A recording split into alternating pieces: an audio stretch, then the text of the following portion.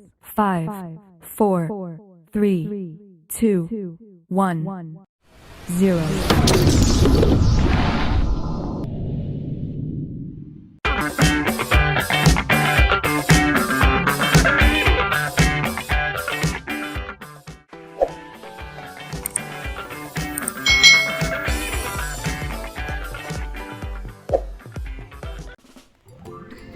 Hai,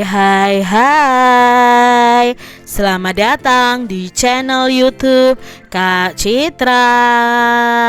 Apa kabar adik-adik semuanya? Apakah kalian siap belajar hari ini bersama Kak Citra? Hari ini kita akan belajar bersama-sama di tema 7, kepemimpinan, subtema 3, ayo memimpin pembelajaran yang keempat. Mari adik-adik kita belajar dengan penuh semangat ya. Apakah kamu sering mendapat kesempatan untuk memimpin adik-adik? Siapa yang kamu pimpin dan bagaimana perasaanmu? Mungkin di antara kalian ada yang menjadi ketua kelas. Berarti kalian itu sudah diberi kesempatan untuk memimpin teman-teman kalian adik-adik. Bagaimana perasaanmu yang sudah pernah menjadi ketua kelas? Pastinya bangga ya adik-adik ya menjadi pemimpin di kelas kalian. Di sini ada bacaan yang berjudul Deda dan 5 butir kentang. Dahulu ada seorang pencari kayu bakar bernama Deda. Dia hidup bersama istri dan ketiga anaknya. Mereka keluarga miskin yang tinggal di gubuk sederhana. Sudah seminggu ini turun hujan. Deda pun tidak dapat pergi ke hutan mencari kayu bakar. Istri Deda berkata, "Suamiku, persediaan makanan kita hampir habis. Di sini hanya tersisa 5 butir kentang. Itu pun tidak cukup untuk makan kita sekeluarga." "Aku tahu, bersabarlah. Semoga besok tidak hujan dan aku dapat pergi bekerja. Sisa kentang yang ada biarlah untuk makan anak-anak saja," kata Deda. Menjelang sore, ada seseorang yang mengetuk pintu rumah Deda. Setelah dibuka, ternyata ada seorang pengemis tua. Dia basah kuyup kehujanan. "Aku sudah berhari-hari kehujanan. Aku juga kedinginan dan kelaparan.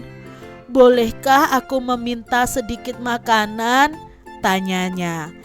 Deda kasihan melihat si pengemis, tapi dia juga tidak mempunyai banyak makanan. Deda bermusyawarah dengan istri dan anak-anaknya. Akhirnya mereka bersepakat untuk memberikan sisa makanan kepada si pengemis.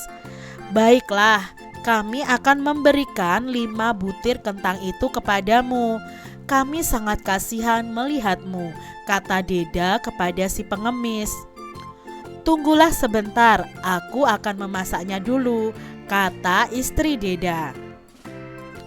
Setelah matang, kentang pun dihidangkan adik-adik. Si pengemis ini makan 4 butir kentang. Kini kentang yang tersisa tinggal 1. Sebelum pergi dia berpesan, "Jika kalian mau makan, irislah kentang ini menjadi 5. Pasti cukup untuk makan keluargamu." Deda kemudian mengiris kentang itu menjadi 5. Ternyata kelima irisan kentang itu berubah menjadi 5 butir kentang. Jika sebutir kentang diiris 5 lagi, maka tiap irisannya akan menjadi 5 butir kentang lagi. Begitu seterusnya adik-adik. Kini Deda dan keluarganya tidak pernah kekurangan makanan lagi. Deda juga membagi-bagikan kentangnya kepada tetangganya. Nah, dongeng ini diambil dari dongengceritarakyat.com. Adik-adik, Deda ini ternyata berbelas kasihan kepada orang lain. Ya, Deda ini juga mementingkan musyawarah dalam keluarganya ya. Buktinya ketika pengemis datang, dia bermusyawarah dulu dengan keluarganya apakah sisa kentang yang ada akan diberikan kepada pengemis, dan ketika dia mendapatkan berkat ya, dia juga membagikan kepada orang-orang atau tetangga di sekitarnya. Nah, adik-adik, Identifikasilah penerapan nilai-nilai Pancasila yang ada pada cerita Deda dan 5 butir kentang tadi. Nah, di sini kalau diidentifikasi berdasarkan nilai-nilai Pancasilanya, yang pertama adalah ketika Deda bermusyawarah dengan istri dan anak-anaknya, itu berarti sudah menerapkan nilai Pancasila sila keempat, yaitu kerakyatan yang dipimpin oleh hikmat kebijaksanaan. Lalu Deda tadi kan kasihan melihat si pengemis dan memberikan si pengemis makanan. Itu sesuai dengan nilai sila Pancasila yang kedua, yaitu kemanusiaan yang adil dan beradab. Berikutnya, Deda kemudian mengiris kentang itu menjadi 5 karena mau dibagi secara adil antara dia, istrinya, dan 3 anaknya. Itu sesuai dengan sila kelima Pancasila, yaitu keadilan sosial bagi seluruh rakyat Indonesia. Lalu dalam cerita tadi, Deda mengajak istrinya untuk bersabar dan berdoa. Berarti kan di sini sesuai dengan sila pertama Pancasila, yaitu ketuhanan yang Maha Esa. Dan yang terakhir, Deda tadi membagi-bagikan kentangnya kepada masyarakat atau kepada tetangganya. Itu sesuai dengan sila ketiga Pancasila, yaitu Persatuan Indonesia. Adik-adik, sekarang tugas kalian nih membuat patung dari bahan lunak di sekitar kalian. Kalian bisa menggunakan tanah liat, bisa menggunakan bubur kertas, lalu bisa menggunakan lilin atau sabun batangan atau plastisin. Nah, buatlah bentuk seperti yang kalian inginkan. Di sini Kak Citra punya contoh beberapa patung dari berbagai bahan. Nah, berikut adalah contoh membuat patung dari bubur kertas. Ini dari bubur kertas adik-adik. Nah, siapkan dulu kertas bekas. Rendam dulu kertasnya selama 24 jam sampai lunak. Buatlah kerangka dulu menggunakan kawat. Jadi di dalamnya ada kerangka dari kawat adik-adik. Besar kecilnya kawat menyesuaikan besar kecilnya patung yang akan dibuat. Kertas yang sudah lunak tadi dapat ditumbuk lagi adik-adik, lalu diperas dan dicampur dengan namanya lem kanji. Ya, ada lem namanya lem kanji. Nah, bentuknya itu ketika sudah dicampur, bentuknya harus seperti tanah liat. Kalau sudah, tempelkan bubur kertasnya pada kerangka kawat yang sudah kalian bentuk tadi.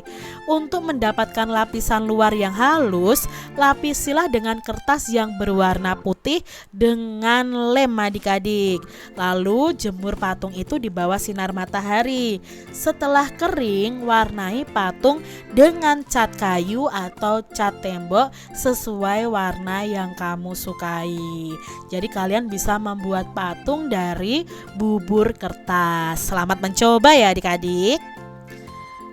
Demikian tadi adik-adik pembahasan kita di tema 7, subtema 3, pembelajaran yang keempat. Semoga video pembelajaran ini bermanfaat untuk adik-adik semuanya. Dan sampai jumpa lagi di video pembelajaran Kak Citra selanjutnya. Tuhan memberkati. Jangan lupa tekan tombol subscribe, lalu tekan loncengnya, tekan juga tombol like, lalu share ke media sosial kalian. Jangan lupa untuk ikuti media sosial Kak Citra. Terima kasih.